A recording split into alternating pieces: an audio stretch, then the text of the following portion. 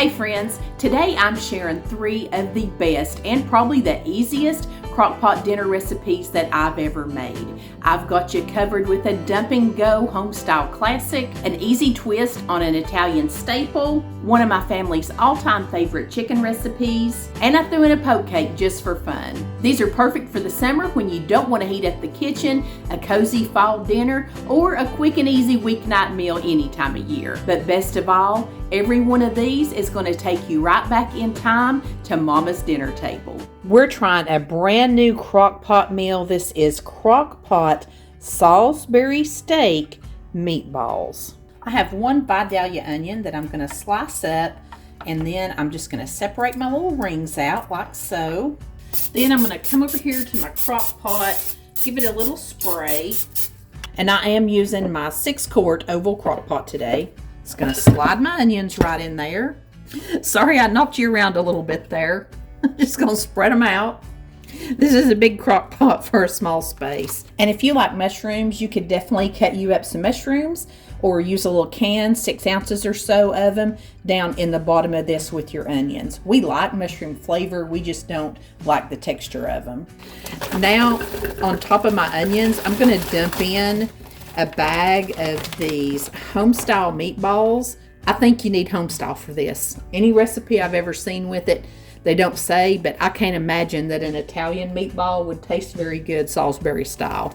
My bag is 32 ounces and the recipe calls for 26, but I think we're going to be just fine. And we're leaving them frozen. You can see I had a little bit of ice in mine. No need to thaw them out. Now let's mix up our gravy ingredients. We're going to start with 2 cups of beef broth. I use these little bouillon packs. You just add 2 cups of hot water to it. Next, we're going to add in 1 package of brown gravy mix, 1 tablespoon of Worcestershire sauce, 3 tablespoons of ketchup, 1 tablespoon of Dijon mustard, a teaspoon of black pepper, and a couple teaspoons of minced garlic. Now we're going to pour our gravy mix right over the top of these meatballs. And guys, this is all there is to it. I am going to watch it close because I have burnt meatballs when I've made them with the grape jelly and barbecue sauce. I have actually burned them before in the crock pot, letting them go too long. And I just don't want to take a chance on that happening to my little Salisbury steak meatballs. And these are frozen, so they'll put off a little bit more water down in there. So I ain't worried that they're not all covered with the liquid. I just wanted to move them around a little bit and get them started and coated. But that's all there is to this one for right now. I'm going to put the lid on mine and I'm going to cook them on high for about 2 to 3 hours. I got started late today. I have been on the phone all morning trying to get prescriptions moved over to the new mail order pharmacy. It's been bad. I need to go in here and sit down and read my Bible because I may have lost my religion. It's been a rough morning. I'm not being the best ambassador of goodwill today. So I'm going to turn my crock pot on. I ain't going to worry about dinner. I'm going to go in here and chill for a minute. And for those of you who've not been stressed out all morning, if you want to cook it on low, you can do that for 5 to 6 hours. These were actually done at about 2.5 hours. They're just frozen meatballs. They're already cooked. So all they have to do is get thawed and heated. But the longer that you let them sit in here in this gravy, just the better that they're going to get. And these have actually been in here now for about 3.5 hours. And we just tried one. Oh my gosh. These absolutely blew our minds. Number 1, they are delicious. Number 2, they taste just like my Crockpot Salisbury steak, where I make the patties and put all the things in it and brown them and yada yada. This was absolutely crazy. They taste just like it. I may never make my little Crockpot Salisbury steak again because this was just so easy. This is a new Crockpot meal that was definitely worth the hype. I started out today making a big old refreshing gallon of sweet tea. We've got all the kids going to be here tonight, and we have not grilled out in so long because it's been so hot. But I'll tell you what I've been craving, and it's an old charcoal grilled steak. To satisfy that craving, we just got us a good old Weber kettle grill. and he is going to use it tonight to grill us all up some steak and some chicken. And I know this is not a crock pot meal, but anytime that I get the chance for somebody else to do the cooking and they're going to do it outside, hey, I will take up making sides any old time. And I'm going to roast these in the oven, but you could definitely cook these up in the crock pot. And Patrick grilled us up these beef ribeye steaks and some chicken breasts that came in my Good Chop order this month. They deliver high quality meat and seafood right to your door each month when you schedule your customizable box with your choice of over 70 high quality cuts, like 100% grass-fed ribeyes, filet mignon, wild-caught salmon, free-range and organic chicken breast, pork tenderloin, thick-cut bacon, and more. We've been receiving Good Chop for well over a year, and we've tried a lot of different products they offer, and every single time, we're so pleased, not only with the quality and taste of the food, but also the packaging and convenience of Good Chop. And the products come flash frozen at peak freshness, so I can stock my freezer and have everything I want on hand when I'm ready to cook it. Plus, I don't have to worry if I'm choosing the right cut of meat or the good shrimp at the grocery store anymore. And Good Chop especially prides itself on sourcing meat that comes with no antibiotics or added hormones ever, and they stand behind their products with a 100% money-back guarantee. And I'm always proud to tell you that unlike other companies, Good Chop sources its meat and seafood exclusively from American farms and fisheries. By choosing Good Chop, you're helping support local family farms and independent ranchers right here in the U.S. Go to goodchop.com/YouTube and use code MommaMail120, or you can click the link in the caption below to get $120 off across your first 4 boxes. Order Good Chop now for grilling season and enjoy it all year long. Go to goodchop.com/YouTube, use code MommaMail120 to get $120 off across your first 4 boxes today. And thank you so much, Good Chop, for being a longtime supporter of my channel. Today, we're going to use the crock pot to make some stuffed shells. I'm using some manicotti shells that I had in my pantry, but you could definitely use the jumbo size shells as well. And we're going to use ground beef in ours today. But of course, if you like Italian sausage, it would be great in these stuffed shells too. I pulled out this big bad boy today. I hadn't used him in quite a while, but I do need to brown up this pound of ground hamburger meat. And I love this Ninja Food Possible multi-cooker. It does a million things, but I love it. It's an 8.5 quart crock pot that you can use a bunch of other ways too. So I'm just browning up this ground beef in here, kind of breaking it apart with my little meat masher. When my ground beef is almost cooked all the way through, I'm just going to take a little paper towel in here to get up any of the excess grease. And you don't have to use an onion in here, but I just had a little bitty onion over there, and it was just hollering out that it wanted to get in here. I love onions cooked up with ground beef, especially in like an Italian flavored dish, or really, I just love onions with any dish. If you don't have onion, you could use some little dried minced onions or just some onion powder. And you know me, if I'm using onions, I'm going to throw some garlic in here. I'm probably using 2 teaspoons of minced garlic. Just cleaning out one of these little jars of garlic that I have. Just want to stir that in and saute it up. Let it get fragrant for about a minute.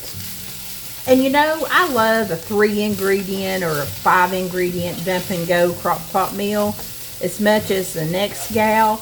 But honey, if I have onions and garlic and lots of different seasonings on hand, why am I not going to use them? That's silly. I'm not hung up so much on the number of ingredients. I am hung up on getting good flavor, and I'm also hung up on it being easy. But it can be easy with, 7 or 8 ingredients. Now that my ground beef is cooked, I'm just going to turn the little crock pot off. I was on the sear saute. Going to cut that off. And now I'm going to remove my ground beef to a plate and just set it aside so I can start building and layering this recipe. Let's mix up our cheese stuffing mixture. We're going to use a 15-ounce container of ricotta cheese, 1 cup of mozzarella. I didn't have that laying out with my ingredients. I almost forgot it because I had a huge 2-pound bag. It was in the fridge in the garage. A half a cup of grated Parmesan, the kind that is in the green can, works perfect in this recipe. We're going to crack in 1 egg, add in 1 teaspoon of garlic powder, a half a teaspoon of pepper, and about a 1/4 teaspoon of salt. I'm going to use about a teaspoon of these chopped Italian herbs. You could just sprinkle in some dried parsley or Italian seasoning here.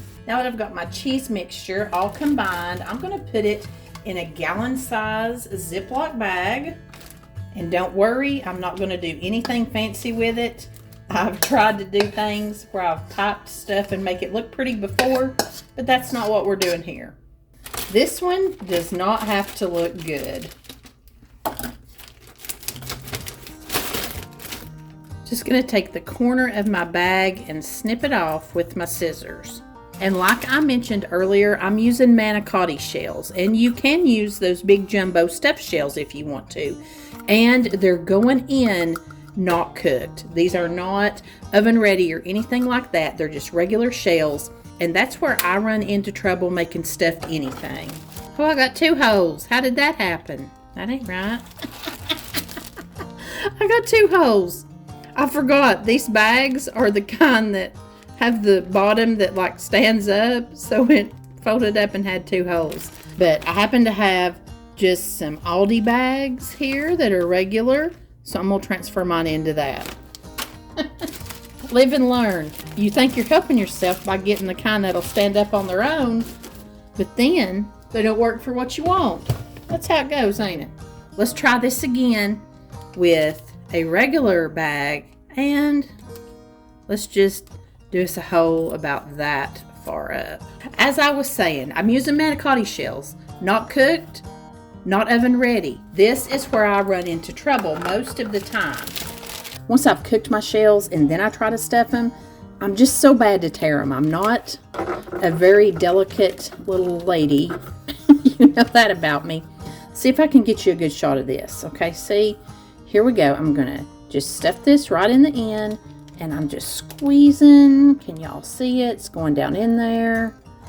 This one I might be able to get all the way through, but you can just turn it around. And you can see how far down it is. So I'm just going to give it another little squeeze and fill it the rest of the way. And we're good to go. This is 1 box of manicotti shells. They come with 2 trays in each box.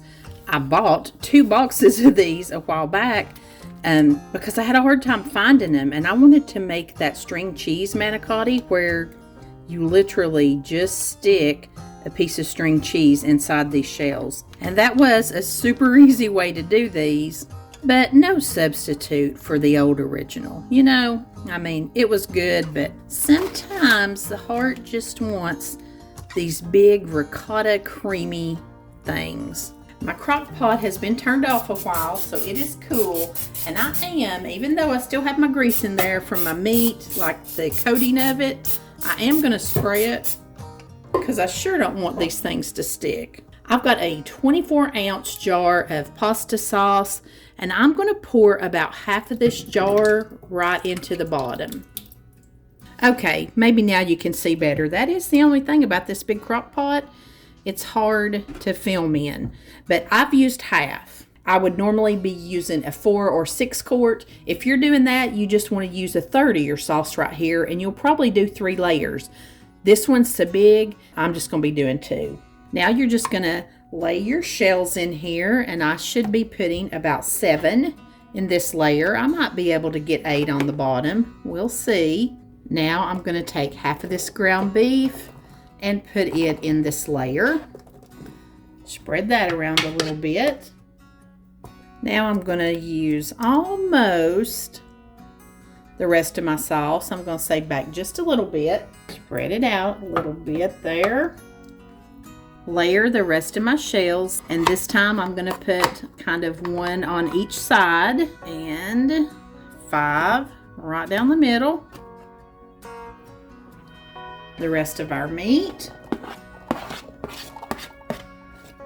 drizzle over that last little bit of sauce. Then I took about 1.5 cups of water and put it in my jar, and I just shook it very vigorously. And we're going to pour that kind of around the edges. I may drizzle a little bit of it right over the top too. That is going to make it be able to get nice and bubbly and cook our noodles in here. I just wouldn't feel right without sprinkling a nice amount of Italian seasoning right over the top. Get the lid on, turn the crock pot on, and I am in slow cooker mode. I am going to stay on high, and I'm going to start at 3 hours. Might need to go to 4, and of course you could cook this on low for 5 to 6 hours. This is good and done.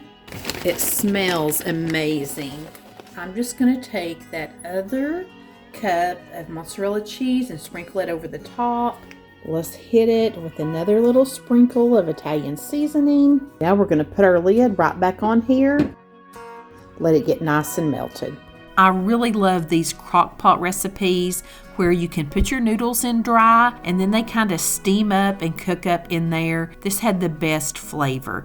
Now I will say this, I would prefer to have the jumbo stuffed shells because the manicotti, mine were kind of big, and I had this big crock pot too. So I did have a couple on the places on the top where my noodles got a little bit tough, and honestly I just probably didn't have enough sauce in there. With this big of a crock pot, I could have added another jar of sauce because I like mine a little saucier. There were just a couple little shells, like I said, there on the sides where I didn't get them covered as good, but everything baked up so good. The filling was so delicious as always, and like I said, if you had a smaller crock pot, I really think this would work better because everything would be a whole lot more saucy, but man, this was good. I'm looking forward to making this one again, especially in the jumbo shells. I just think they're going to layer in here a whole lot easier, and I didn't have any trouble serving it up, but I do think the shells would serve up even easier. This one was easy, flavorful, set it and forget it.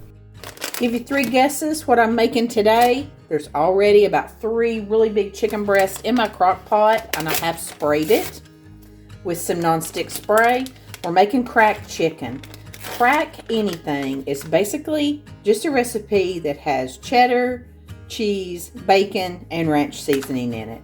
For my cracked chicken, I like to take a whole envelope of the ranch seasoning packet like you make dressing with. I'm going to sprinkle that all across my chicken. I've got an entire 8-ounce block of cream cheese, and I did kind of chunk it up. Sometimes if I'm just making a little bit smaller batch of this with just a couple chicken breasts, I'll just use maybe half of a block of cream cheese, but these are pretty good sized pieces of chicken. And for right now, that's all we're going to add in. Put the lid on it. I'm going to cook mine on high. It should be done in maybe 2 to 3, maybe 4 hours. You could cook this on low all day long. Once our chicken is done, we'll shred it up and come back to these ingredients. Plus, I'm going to show you just a really fun way to serve this today too. Cracked chicken is probably one of the first crock pot meals I ever made. And it's an oldie, but it is so good because it's not very expensive to make, and it's got such simple ingredients that most of us have on hand. It's been 3 hours. I'm just going to check the temperature of my chicken real quick. Need to make sure it's 165 degrees, and it certainly is. I'm going to leave my chicken in the crock pot, and I'm just going to shred it up with this little mix and chop tool. You could even just take 2 forks down in here and shred it up.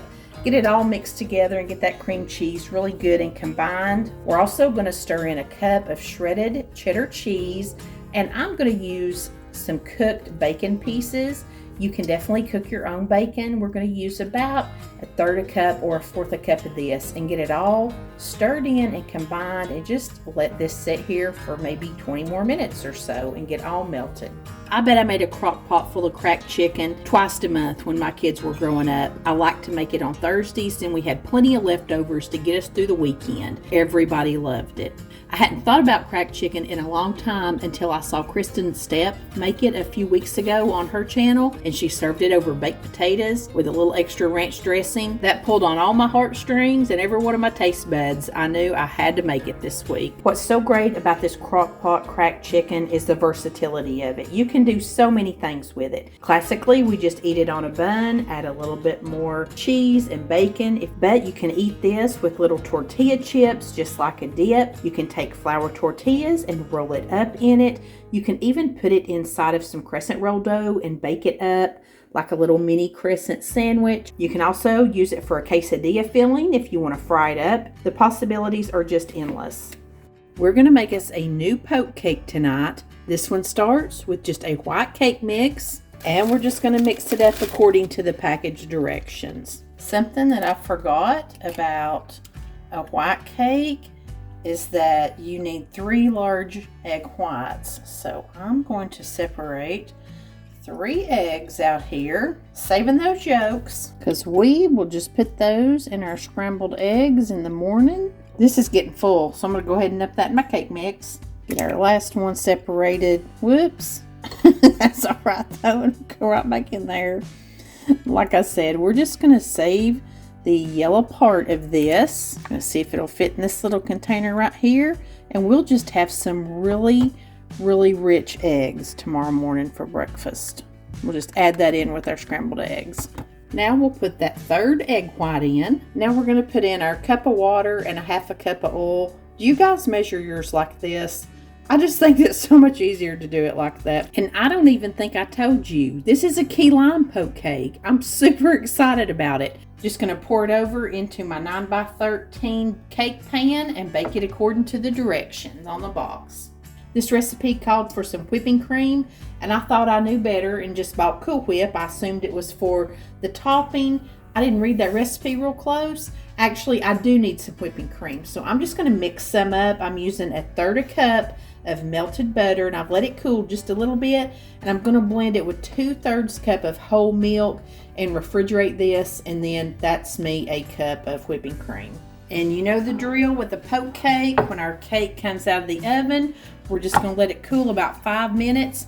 Then we're going to take the round end of a wooden spoon and poke us a bunch of holes down in here. You want to be careful when you're poking your holes. Get plenty of them, but don't go all the way through to the bottom of your cake. That way your cake will actually hold the filling that we're going to pour over it. Now on to the filling for this poke cake. We are going to start with 1 can of sweetened condensed milk. This stuff is pure gold. Gonna add in 3/4 cup of that whipping cream that I just made, or heavy cream. And that little Walmart brand Magic Bullet almost whipped it right up for me. Gonna put in the zest of 1/2 of a lime.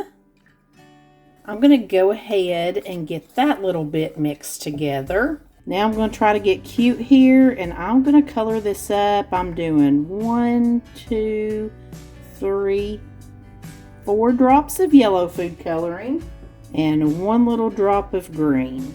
And this part's totally optional. You do not have to do this at all. But this was one of the little suggestions, and look how pretty it makes it. I love it. And last, we're going to stir in 1/2 cup of this key lime juice. You just find that on the baking aisle, and this is going to start thickening up really quick when you add that juice in. Then we're just going to drizzle it all up and down our cake, letting it run inside these little holes. The fillings are so neat to me on the poke cakes. I've made ones where you simply just pour a can of sweetened condensed milk, and then you just top it with Cool Whip and like crunched up candy bars. I've had them where you kind of make jello but not all the way, it's still runny, and you pour that over it. I've just had pudding filling ones, but I've never made one with sweetened condensed milk and lemon or key lime juice or anything like that. And I'm just taking a spatula and kind of smoothing this out, getting it, all the way over. And actually, I'm kind of patting it down like so it'll get in these holes. But you know the deal with poke cakes. We just kind of let them set like this for a little while. I always like to make mine the night before and let it set all night like this in the refrigerator and let all that good little mixture soak into it. And now I'm going to try this little spatula. Oh gosh, that is delicious. That is wonderful.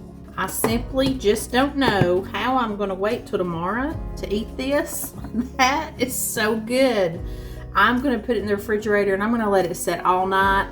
Then I'll decorate it tomorrow. My little cake has been in the refrigerator all night. It looks good. I'm going to icing mine with some Cool Whip. I've had this in the refrigerator thawing ever since I bought it. So I'm just going to dollop it on here and spread it out. And of course, if you want to make fresh whipped topping, you can definitely do that. Throw a little vanilla and sugar in there. Whip that up. That would be very bright and fresh with this. But I'm taking mine to Sunday dinner at Granny's, and nobody wants to be waiting around for me to make whipped topping. They're going to be ready to eat this thing. I like the way it looks when you just take your spatula and kind of just tap it all along icing or topping like this. It just makes it kind of pretty.